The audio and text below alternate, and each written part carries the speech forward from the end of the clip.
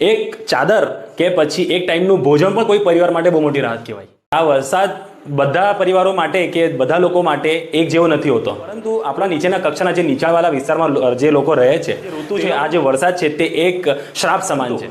આપણે ઘરમાં બેસીને પૈસા પોતાના જ ખિસ્સામાંથી લગાડવાની જરૂર નથી, એ લોકો સાથે જોડાઈને એ લોકો જે વિતરણ કરે છે, આપણે એ લોકોના સહભાગી બનીને આપણે વિતરણ કરવામાં પણ મદદરૂપ બની શકીએ છીએ। આ પણ એક ભાગ છે કોઈની મદદ કરવા માટે।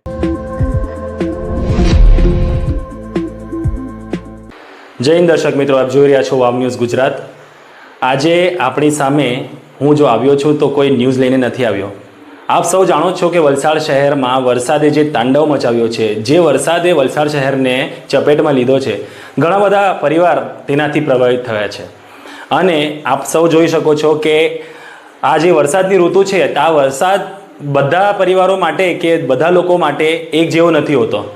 કોઈ માટે આ ચાય પકોડા કે પછી હરવા ફરવાની ઋતુ છે કે સિઝન છે, પરંતુ આપણા નીચેના કક્ષાના જે નીચાણવાળા વિસ્તારમાં જે લોકો રહે છે, તે લોકો માટે આ જે સિઝન છે ને આ જે ઋતુ છે, આ જે વરસાદ છે તે એક શ્રાપ સમાન છે।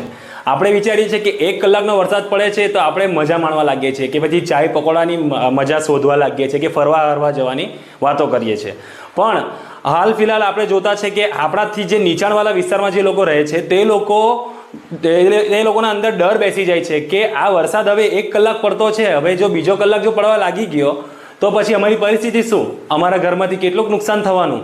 અમારા ઘરમાંથી અમારા પૈસા, અમારા કપડાં, બચ્ચાઓના સ્કૂલ બેગ, બચ્ચાઓના ચોપડા, બધી વસ્તુ, કેટલીક વસ્તુ રહેશે ને કેટલી તણાઈ જશે, અમારું કેટલા રૂપિયાનું નુકસાન જશે, તેવો ડર એ નીચાણવાળા વિસ્તાર લોકોમાં બેસી જાય છે। આપણે જોઈએ છે કે કેટલાક સંગઠન કે પછી કેટલાક જે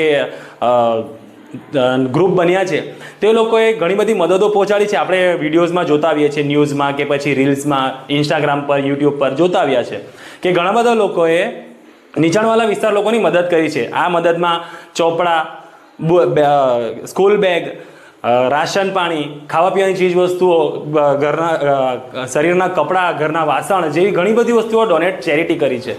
પણ શું આ જવાબદારી આપણા બધાની નથી? શું આપણા બધા ખાલી મોબાઈલના ઉપર રીલ્સ જોવા માટે કે પછી યુટ્યુબના પર વિડીયોઝ જોવા માટે જ બેઠા છે? શું આપણી જવાબદારી નથી કે આપણાથી નીચાણવાળા કે આપણાથી જે નીચલા કક્ષાના લોકો છે અને આપણાથી કંઈ મદદ થતી હોય તો એ લોકો સુધી મદદ પહોંચાડવી જોઈએ?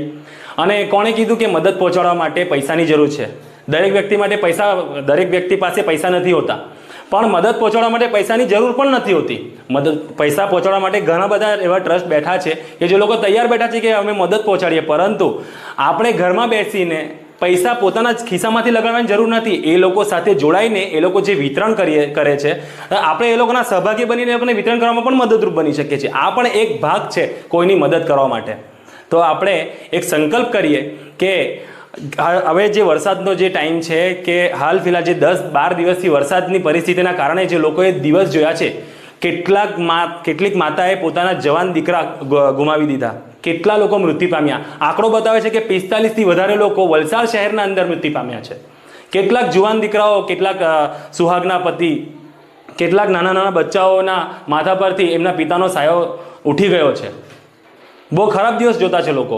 એટલે મારી એક ભાવુક અપીલ છે, દરેક લોકો જે મોટા વેપારી છે, જે મોટા દુકાનદાર છે કે જે સારી એવી એ હિંમત રાખે છે કોઈની મદદ કરવા માટે, તો હું એ લોકોને એક ભાવુક અપીલ કરું છું, દિલથી અપીલ કરું છું કે આવા લોકોની મદદ કરવા માટે આગળ આવો। કેમ કે આપણે એક નાની અપીલ, એક નાની મદદ કોઈના માટે એક જીવનની નવી શરૂઆત બની શકે। અને એ જરૂરી પણ નથી કે બહુ મોટી કોઈ ચીજ વસ્તુઓ કે પછી બહુ મોટી ચેરિટી કરવી, કોઈ મોંઘી કીટો આપવી તે જ મદદ કહેવાય। એક ચાદર કે પછી એક ટાઈમનું ભોજન પણ કોઈ પરિવાર માટે બહુ મોટી રાહત કહેવાય। એટલે આપણે સૌ આગળ આવીએ આ કપરા સમયમાં, આ કપરી પરિસ્થિતિમાં।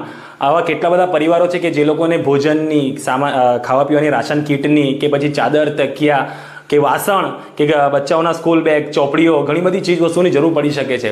આપણે જો કોઈને ફાઇનાન્શિયલ મદદ ન કરી શકતા હોય તો કમથી કમ એવા ઘણા બધા ટ્રસ્ટ કે ઘણા બધા એવી કમિટીઓ, એવા ગ્રુપો જે વલસાડ શહેરમાં આપણે આવા દિવસમાં જોતા આવ્યા છે કે પછી ઇન્સ્ટાગ્રામ ન્યૂઝના ઉપર, યુટ્યુબ ચેનલો ઉપર ઘણી બધી એવી ન્યૂઝ આવે છે કે લોકો આવી રીતે ગ્રાઉન્ડ લેવલ પર ઉતરીને મદદ કરે છે। તો આપણે એ લોકોના સાથે સહભાગી બનીને આવા લોકો માટે આપણા હાથોથી આવી વિતરણ કરવા પર લાગીએ ને તો એ પણ બહુ મોટી મદદ છે। તો ચાલો આપણે આ મુહિમને આગળ વધારીએ અને દરેક દરેક એવા નીચલા વિસ્તારમાં રહેતા લોકોને ડર, જેના મનમાં ડર બેસેલો છે, તે લોકોને એવું ન લાગવું જોઈએ કે અમે એકલા છીએ. આપણે કોઈને એકલા મહેસૂસ ન થવા દઈએ. આ આપણી બધાની ફરજ છે, આખા વલસાડની ફરજ છે કે આપણે આવા લોકો માટે મદદ કરવા માટે આગળ આવીએ. વલસાડ શહેરના તમામ અમારા જેટલા દર્શક મિત્રો છે તેમને અમે ખાસ અગત્યની સૂચના આપવા માંગીએ છીએ કે તમારી આસપાસ આ પૂરના કારણે જેટલા પરિવારો પ્રભાવિત થયા છે, તો તેઓ સુધી તમને એવું લાગે કે આ લોકો સુધી મદદ પહોંચવી જોઈએ, તો એ લોકો સુધી મદદ પહોંચાડવા માટે આ જે સ્ક્રીન પર જે નંબર બતાવવામાં આવી રહ્યું છે તેના પર તમે કોન્ટેક્ટ કરી શકો છો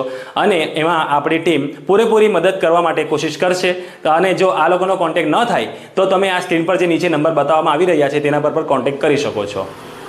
વલસાડના કે તેની બહારના જેટલા પણ અમારા દર્શક મિત્રો છે તો તેમને અમે જણાવવા માંગીએ છીએ કે આવા જનહિતના સત્યના સમાચાર જોવા માટે હંમેશા જોડાયેલા રહો વાવ ન્યૂઝ ગુજરાત સાથે. જોડાયેલા રહો અને જોડતા રહો અમારી ચેનલ સાથે, વાવ ન્યૂઝ વલસાડ ગુજરાત.